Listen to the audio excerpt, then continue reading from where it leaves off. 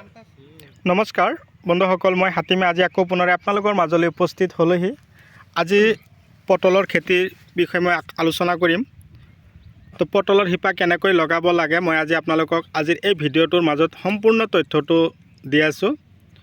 কথা হ'ল আপোনালোকে মোৰ ভিডিঅ'টো স্কিপ নকৰাই ভাল হ'ব, আৰম্ভণিৰ পৰা শেষলৈকে নিশ্চয় চাব।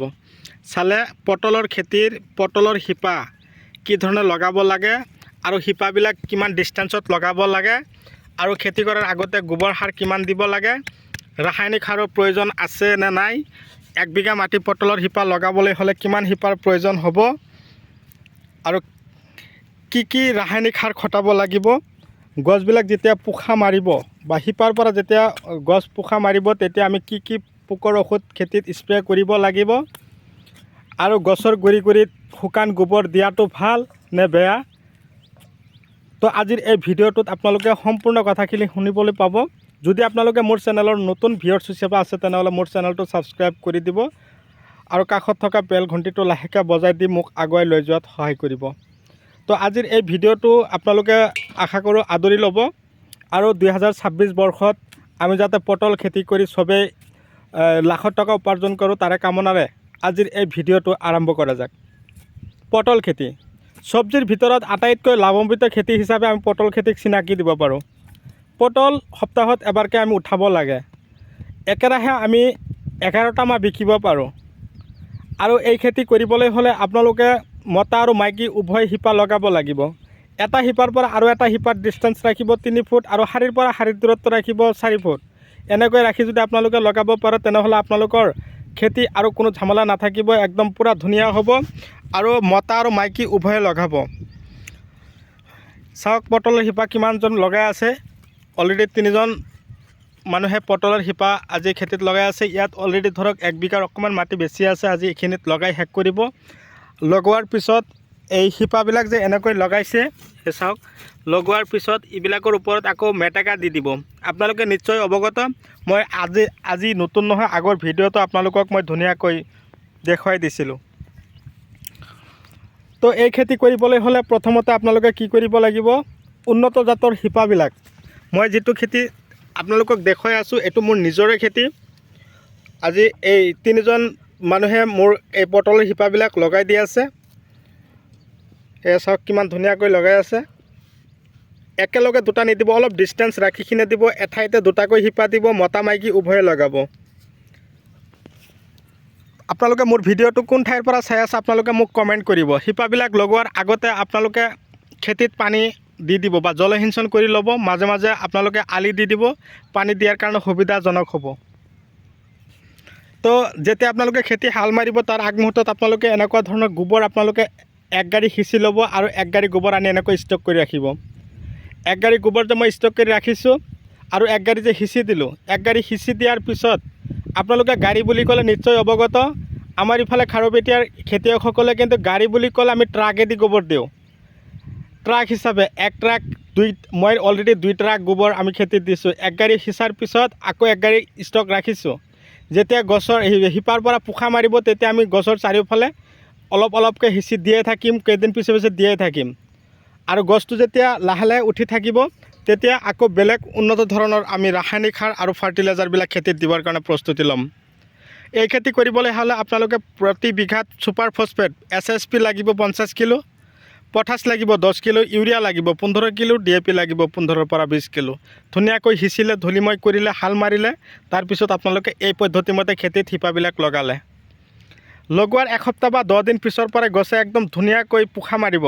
শিপাৰ পৰা পোখা মৰাৰ পিছত আপোনালোকে প্ৰতিটো শিপাৰ ওচৰত এটাকৈ মৰাপাতৰ ঠাৰি বা বাঁহৰ চেকনি এটাকৈ লগাই দিলেই হ'ল। সেই চেকনিৰ সহায়তে সেই শিপাৰ পৰা ওলোৱা গছবিলাক যাতে চাঙত উঠিব পাৰে তাৰ কাৰণে সুবিধা কৰি দিলেই হ'ল।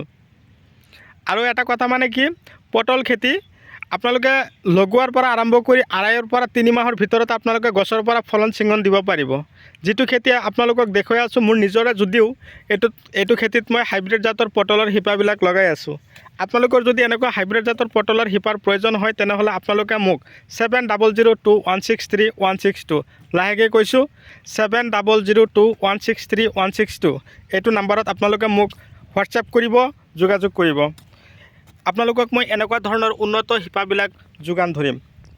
শিপা দুই ধৰণৰ আছে, এটা হ'ল স্বৰ্ণৰেখা আৰু এটা হ'ল স্বৰ্ণজ্যোতি, আৰু বেলেগ বেলেগ পটল আছে। মই যিটো খেতিত মই লগাই আছোঁ এইটো হ'ল স্বৰ্ণৰেখা, আৰু স্বৰ্ণজ্যোতি আছে, বেংগল জ্যোতি আছে, দানদাৰী 1, দানদাৰী 2, এনেকুৱা ধৰণৰ উন্নত পটলৰ শিপাবিলাক মোৰ তাত আছে। আপোনালোকৰ যদি প্ৰয়োজন হয় আপোনালোকে মোক যোগাযোগ কৰিব।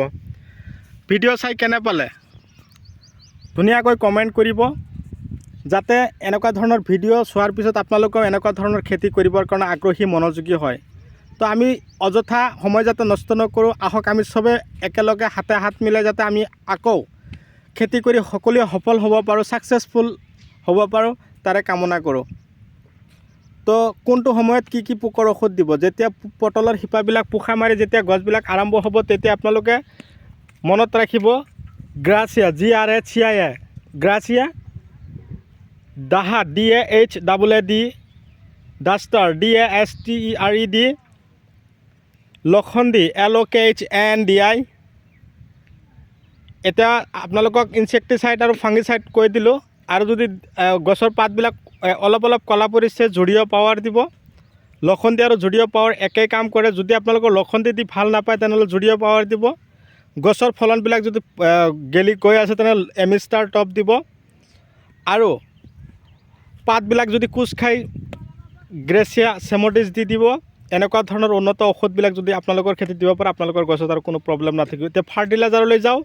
ফাৰ্টিলাইজাৰ নেন'জিয়াৰ, স্পাৰ্কাৰ জিয়াৰ, লগতে আপোনালোকে দিব মাৰ্বল, জিভা 26, তাৰপিছত আছে বনাছ। এনেকুৱা ধৰণৰ ফাৰ্টিলাইজাৰবিলাক যদি আপোনালোকৰ খেতিত দিয়ে, আপোনালোকৰ খেতিত ফলন যদি 1 বিঘা মাটিৰ পৰা আপোনালোকে উঠাই আছে 5 কুইণ্টেল, তেতিয়া আপোনালোকৰ খেতিৰ পৰা উঠিব কমত 10ৰ পৰা 12 কুইণ্টেল। এনেকুৱাকৈ আপোনালোকৰ খেতিৰ পৰা আপোনালোকে ফলনবিলাক ছিঙন দিব পাৰিব। তো শিপাবিলাক লগাওঁতে অকণমান সাৱধানতা অৱলম্বন কৰিব। মাটি যেতিয়া শিপাবিলাক লগাব তেতিয়া অকণমান টান কৰি দিব মাটি, যাতে শিপাবিলাক শুকাই নাযায়, আৰু পানী দি ৰসাল কৰি তাৰপিছত লগাব। মই ফাৰ্ষ্ট টাইম এটা দেখুৱাই দিছোঁ, আপোনালোকে চাওক।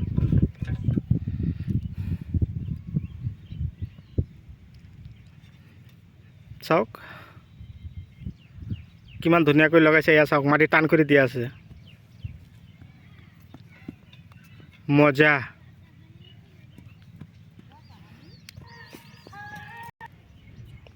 তো বন্ধুসকল আজিলৈ মই এইখিনিতে সমাপ্ত মাৰিছোঁ। পৰৱৰ্তী ভিডিঅ'ত পুনৰাই আপোনালোকক লগ পাম। ধন্যবাদ।